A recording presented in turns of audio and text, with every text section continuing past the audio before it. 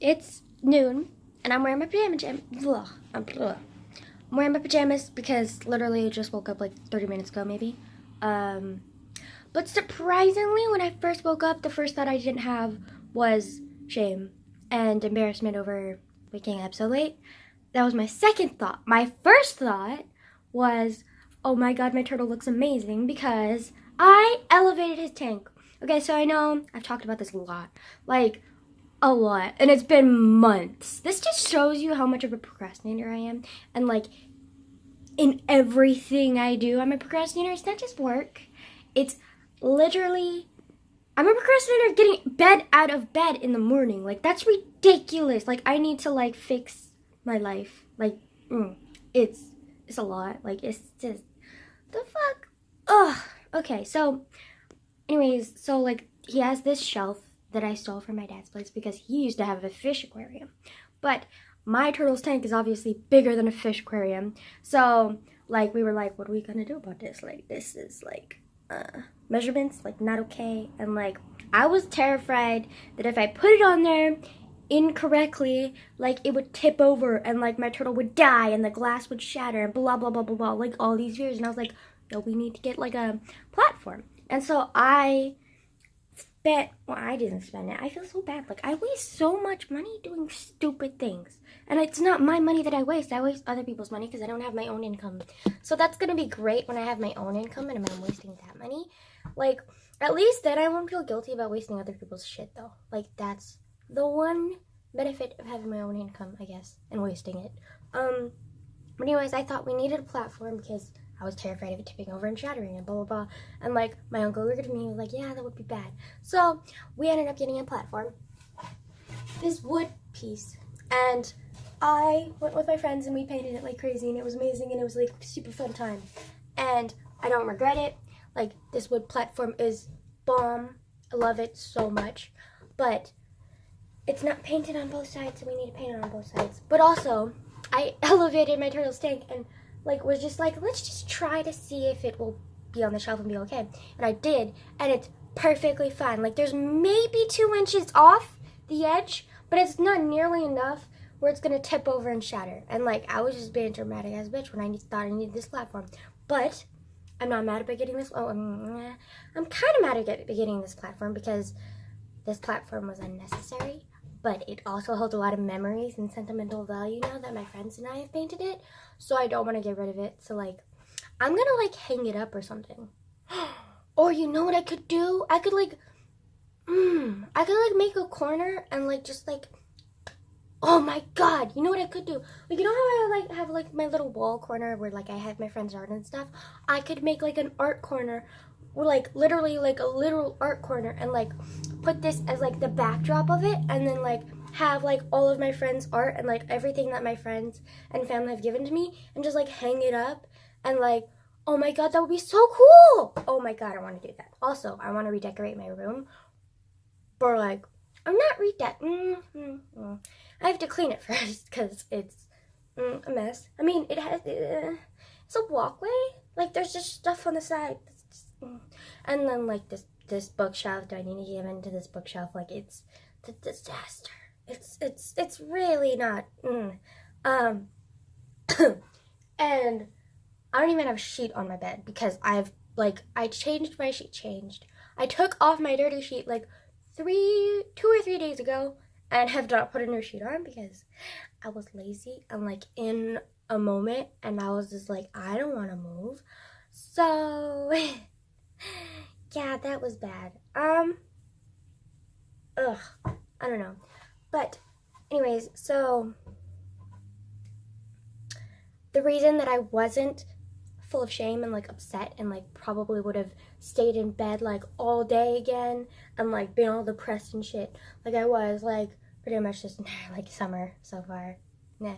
Like a rare few chances where I've been hanging out with friends or family that I've been actually happy, but then anytime I'm alone, that shit goes down the drain and I'm just like, hi, and I'm realizing that like I was afraid to call this feeling like depression, but then like I'll get to it. But like, I've realized with some help that this is depression. Like, I've gone through some shit in my life and like it's okay for me to be depressed. Like I was just like ashamed and like didn't think I was worthy enough to be depressed. I don't know. Like I feel like my life isn't so bad. Like I'm okay. Like I'm not depressed. Like there's no way that I can be depressed. Like I have a happy life. Blah blah blah blah blah. But like this is depression, and it's not always constant, but it's always looming, and it's always there, at least subtly, and it's just, it might always be there and it might not always be there. It might be a genetic thing, because Lord knows on my mom's side of the family, like literally mental health is like fucking like messed up like throughout the entire fucking family. Anyways, but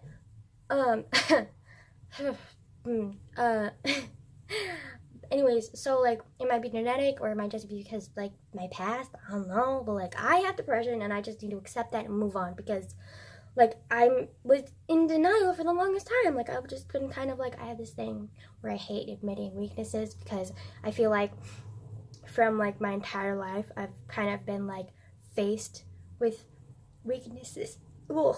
Either my weaknesses have been pointed out to me by bullies or just like family members that just like love to fucking call me stuff. Anyways, so, and then also like my mom, I used to see her as weak, and like a lot of people that I didn't respect and was like not liked, like I thought they were weak, and I never wanted to be like that. So like anytime I felt like a weakness or anything, I tried to deny it, like move past it, grow stronger, blah blah blah. And weaknesses to me include negative emotions, because my mom was always at her weakest point when she would attack me with words or push me around or whatever, because she just was like in a weak moment in her mental health. And so that to me converted to like anything negative is weak, and that's bad. And I'm learning that like very slowly, like learning that, like, because basically my entire life I thought this. Like even when I was a kid I thought this, like little itty bitty child thought this. When I was protecting my cousin I thought this, and like I don't know, it's just like negative was a weakness to me. Like anything negative was a weakness to me, and I hate weaknesses and I want to be strong, blah blah blah. But like being weak is not always bad. Like being weak can make you stronger in a way. Like being vulnerable can make you stronger, and being negative is not always a bad thing, because your negative emotions are like what make you see the positives, as cheesy as it sounds. And then also like I feel like sometimes you need to be negative to like fully appreciate everything once you have it, like, you know. And sometimes like being in a negative mood or like a depressed mood or whatever is like good, because it gives me room to think. And sometimes it's really bad and I like am decapitated. I mean, what? I'm not decapitated. Shit, woman, I can't even speak. Okay, but like I'm like disabled, I guess, and I can't like move, and like I feel like so like morbid and like depressed and like can't do anything, or I think I can't do anything, and it's really bad. And sometimes I'm just like in a mood and I hate that mood and I try to fight it all I want, but like fighting it just makes it worse, and it's in the end it's nicer to just kind of like let it come and like think about it, you know. So like I have like two different like sides of it, and like sometimes it's really easy to like go into the disabled depression mood, and sometimes it's really easy to get into the sad but like I'm gonna be okay kind of mood. I'm just like, usually sometimes that mood is like because of hormones, and then the other one is like combination of hormones and just like depression just decided to like take me in a hole. Like, hi. I just woke up and my throat is so raspy, like, oh. But anyways, the reason that I wasn't as ashamed and like sad this morning was, even though like normally I would be and like just literally count down all of the things that I've been doing wrong and like everything that like is wrong right now that I should fix for today, I didn't do that. Well, I did do that, but like after I did this, because I woke up and I looked to my left. Yeah, I looked to my left and I saw my turtle's tank elevated, and it made me so happy, because my turtle has been like a constant feeling of happiness and guilt because he's happy. Like, I feel like he's happy. Like, he's got, like, his water. He's, like, got his tank. He's nice. But then also I feel like he's sometimes unhappy because, like, he doesn't have basking area and he needs a basking area. And I keep telling myself that. But at the same time, like, I get in my moods and, like, I can't feel like I need to do anything. And then also, like, my uncle always complains about being busy and how he can't do it. And I want to be like, bruh, like, let me do it. Even though, like, the last time, and then also, like, my failure, like, kind of, like, hits me back every time I think about doing what my uncle is doing, like, making the basking area like my uncle is doing, because his, like, the last time I tried to make a basking area, like, it was bad, and it was really, really bad, and, like, my uncle was just kind of like, wow, that's awful, like, you can't use that, and I was like, okay, I'm just trying to fix my turtle, like, you know, like, I'm just trying to help him, and he was like, yeah, but you can't use that, and I was like, okay, what do I do then? And he was like, I'm gonna make this. And I was like, cool. Like, I know, like, it was, like, not meant to be mean. And it was, like, just stating that, like, I had a failure and, like, you just move on. But the fact that he didn't want me to fix my failure, he wanted to fix my failure for me, was just a lot. And I'm crying. Also, I'm realizing that crying is not bad. And, like, I need to cry more often because I hold in so many times and I do it like subconsciously. So like I realize I'm holding in tears and sometimes I'll be super sad and I'm just like, why am I crying? Like, why am I not crying? And that's because I'm not like I'm not like what's the word? Like I'm like pushing it back, but I'm doing it subconsciously, so I'm kind of like, I kind of want to cry, but like I kind of don't. And so like that kind of don't part is like pushing the tears back, which is really bad. And I need to cry sometimes. I need to be okay with like the negativity and the weakness of crying and blah blah blah, because it's not always bad. And sometimes it makes you feel better, and sometimes it doesn't. But like whatever, like you still need to like let it loose, like fucking like Hurricane Katrina on this shit, okay? Like, yeah. So I was really happy because like I was like, oh my god, that's one thing that I did right. And it was nice. So I think I'm going to make this a habit. Like, I'm going to do one good thing a day. Like, I'm going to like clean up my room or clean up one part of my room and make it like a visible thing where I can just be like, I did that. And like be like accomplished a little bit and like be like, yo, like I did something yesterday. Like I don't have to feel like a complete like incompetent, like disgusting, like potato anymore, like as much because I did something. And you know, like it used to be like my mom used to tell me all the time, like do one good deed a day, like holding open a door and like it'll make all things better. But when you're in that mental state, like good things that don't have like physical proof like feel like nothing, especially when you're doing a good deed for someone else. Like you kind of like have all your self-doubt going through, like you're like, oh my god, like what if they didn't want me to hold the door open for them? Like what if they like needed to like go to a different place? Like what if they didn't want me to hold the door open? Like blah blah blah, like all this like repeatedly. And it's I don't know, I guess I need to work through that. But like also my friend was telling me like I need a psychiatrist. And like it's true and I need to face that and like I need to tell people about it because like it's not like a thing that I could just be like, yeah, I'm gonna hide around like with myself and like work through all my problems by myself, because I can't. Like my problems are too extensive.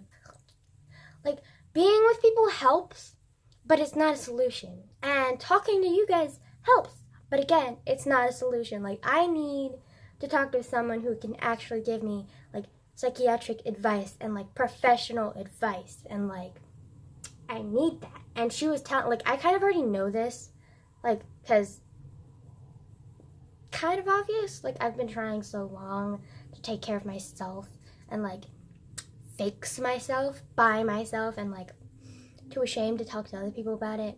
But, like, this channel has helped with that. Like, the shame of talking about it with the other people. But, like, I'm still not there yet. And, like, I need professional advice. So, like, I need a therapist. So, like, yeah, like, we're gonna, like, and I know the minute that I say I'm gonna need a therapist, like, my dad is gonna lose his shit. He's gonna be like, what do you mean you need a therapist? Like, what?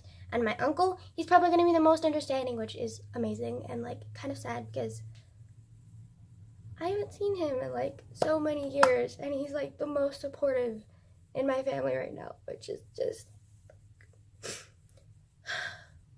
like, I know like my other family members like love me, but like they don't know how to express it like how he does. And like I feel like my uncle and I like relate so much and like understand each other, and like it's a lot of work. But like I feel like he's gonna be the most understanding of it and like be okay with it.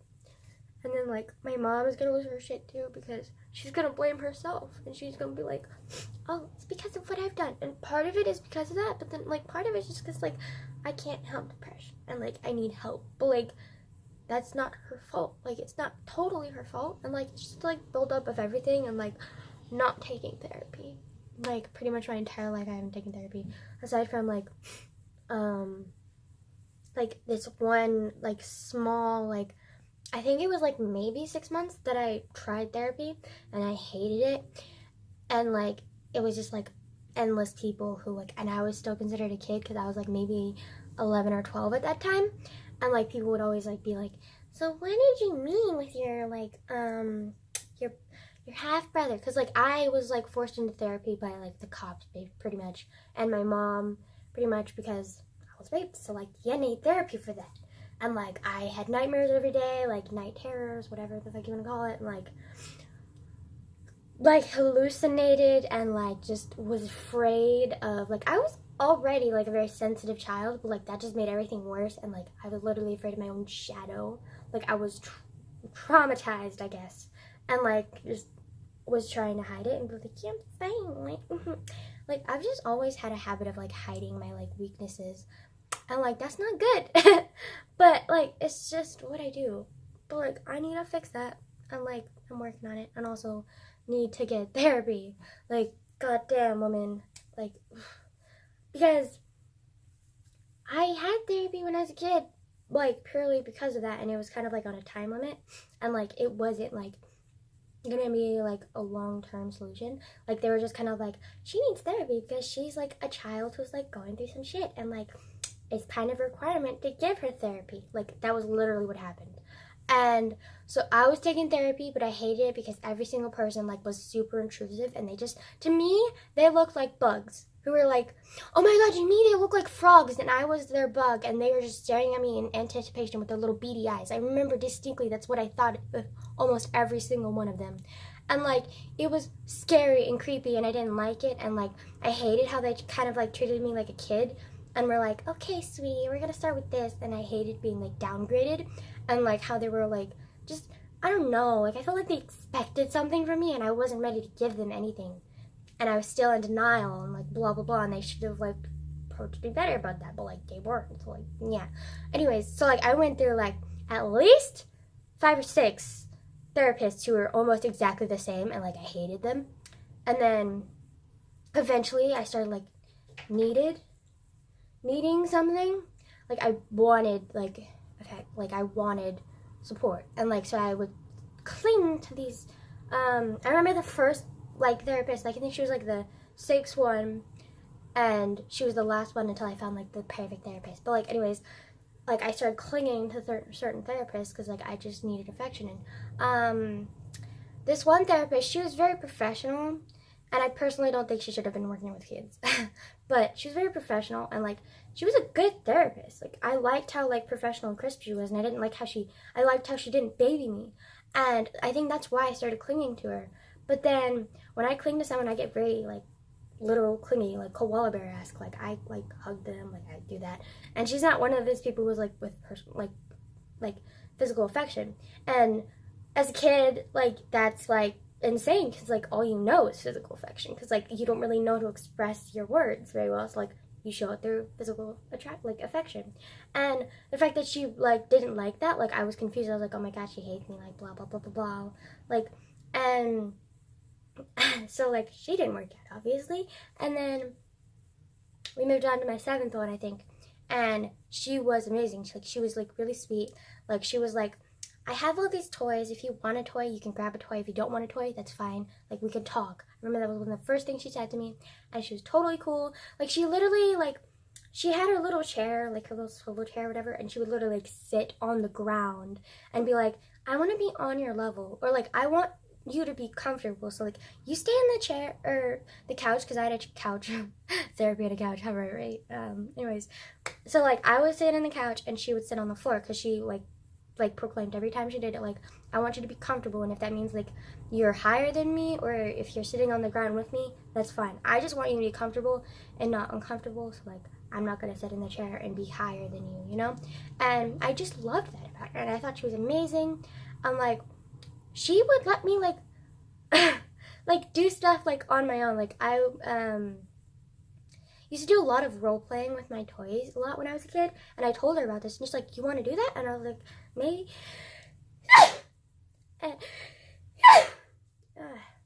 God, okay, anyways, so she would let me do that, and surprisingly, like, my role playing with the toys, like, got really deep, and, like, she, like, just was never, like, she never pushed me to talk. She was just like, talk when you're ready. If you just want to sit here and, like, stare at each other, or, like, talk about meaningless stuff, like, we can do that too.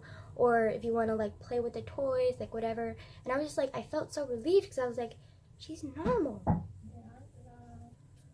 Good God. My grandma's back on the fucking Japan thing. Like, I don't... How am I supposed to help her if, like, she, like, just, like, literally, like, proclaims her problems for herself? Like, she makes them for her fucking self. Like, how am I supposed to fix that? Like, anyways, just one thing at a fucking time, and it's all like, goddamn. Anyways, so, yeah, I just really loved how, like, real she was and whatever. And I got really close to her. Like, we never fully got into my whole, like, rape story. Like, I told her about, like, some of my past. Like, I told her about my own mom and my aunt, like, were a little bit crazy and how I had to protect my cousin. And I told her about, like, bullying and stuff. Like, but I never really got into the rape part. And we were getting there. We were making, like, slow progress. And I was, like, getting really close to her. Like, she was probably the closest person in my life at that time. And then, I had to move, or my mom and I had to move to the little conservative town, and so it was really, really hard to get in contact with her, and we were discussing, like, maybe phone call therapy, whatever, and, but then all of a sudden, like, she left, like, she, like, my mom was telling me, like, she, like, completely left, and she's, like, gone, like, she, like, moved hospitals, and, like, didn't want to contact with any of her old clients, which was really odd, and, like, she just didn't want to, like, talk. And, like, it was really weird, and it was, like, heartbreaking to me, because she was, like, the closest person I had at that moment, the one that I confided in with a lot of, like, my minuscule, like, problems that I thought were, like, important, but she made them important. And, like, she wasn't, like those frog therapists who, like, were, like, waiting for me. Like, she might have been waiting. Like, she probably was, because that was her job. But, like, she'd make it obvious. And she wasn't just sitting there, like, in anticipation. Like, it was just, like, really nice and refreshing. And I felt like she was, like, real. And so I loved her. And, like, her just leaving like that was, like, traumatizing for me. And, like, did not help. And, like, so I had that abandonment issue. And then also, I had, like, the conservative town. And then slowly, like, my mom was deteriorating mentally too. Like, it was just downhill from there.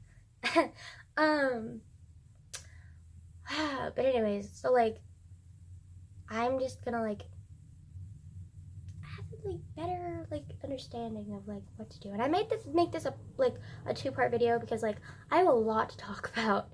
Because I haven't been talking in a few days, because, like, I've just been, like, so upset. And I'm, like, starting to, like, realize, like, that I can be upset, and that's okay. But that doesn't mean that I have to, like, stop everything. And, I don't have to feel, like, such guilt and shame. Like, I mean, guilt is healthy in small doses. And shame is also healthy in small doses. My level of guilt and shame is not healthy, and it's not worth it, and it's not warranted either, because like a lot of the stuff that I feel guilty about and ashamed about like is out of my control, and like I need to like get that in my head and be like, your bitch like needs to calm the fuck down and stop feeling so guilty and like taking the blame for everything. Because like I feel like because I protected my cousin so much when we used to live in Virginia, like I'm used to like taking the blame for stuff and like just being like, put it on me, like please, like I like don't hurt her, like hurt me. And and so like I kind of still have that in me, and it's bad because it means like every time someone is in pain, I take that pain. Like anytime someone is like upset, like I take that, like I want to take that from them. Like I, even if I don't really know them that well, I could just want to, and like I want to like help everyone, and like that's impossible, and like I need to be more selfish and like more like lenient with myself, because I'm lenient with everyone. Like someone like really hurts me, it usually only takes me like a month at most to like get over it and like forgive them. And unless it's like cases like my mom or like Carrie, my half brother. And so like I'm very lenient with other people, but then I also like always blame myself. Like even if someone like hurts me, I'm kind of like, they're only hurting me because I'm letting myself be this weak, like blah blah blah. And like it's not good. And so like I need to fix that. And like I'm trying to fix it by myself, but I'm learning it's impossible to do everything by yourself. And it's also impossible for people who aren't trained to help you with the level of shit that I have to shift through. So I need professional help. And like I need to go for that help. Hold on. Sorry, I heard the door close and I was like, what the fuck? Okay, anyways, so like I just need to like learn to like accept myself and be okay with like my negativity, because everyone has negativity in their lives, and not feel so guilty about stuff that I don't need to be feel guilty about, not feel so ashamed about stuff that I don't need to be feeling ashamed about. I'm like, yeah.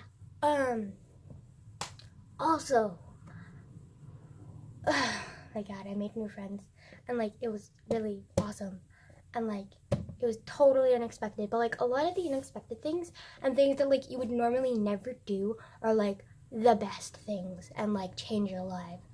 I don't know why I said change your live or live, like this. What? Anyways, I'm gonna make part 2 to talk about that, because like it was insane. But anyways, so